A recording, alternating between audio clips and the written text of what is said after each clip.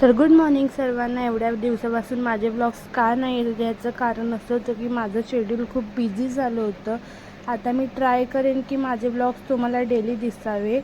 तर कारण खरंच मी जेन्युइनली बिझी होती. माझं सगळं शेड्यूल बिझी चालू होतं. इकडे तिकडे धावपळ चालू होती. आजचा माझा लास्ट दिवस कामाचा होता. मग 3-4 दिवस माझ्या सुट्ट्या होत्या कामाच्या.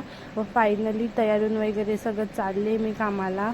राहुलने मला फिल्टरपर्यंत सोडलं आणि मग मी थोड्या वेळात चिप्सपर्यंत पोचले ऑटोने. आणि मग तिथून बसने गेलेले होते. डायरेक्ट बसने मग आकृतीजवळ उतरून मग चालत गेलेली.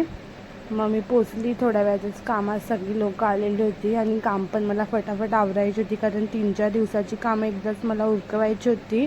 कारण आता मी तुम्हाला रिव्हील करून सांगते, माझी मागणी आहे 3 वर्षाच्या रिलेशनशिपनंतर आता 4था वर्ष चालू आहे.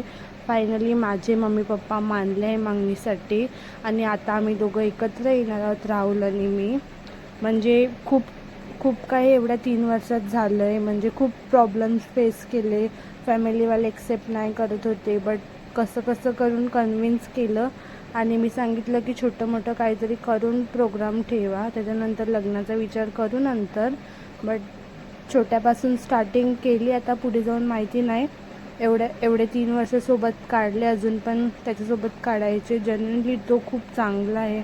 मला खूप चांगला माणूस भेटला आहे. मी खूप साऱ्या चुका केल्या आहेत, बट त्यातून पण मला खूप चांगला माणूस भेटला आहे आणि फायनली आता तो माझ्यासोबत आहे. खूप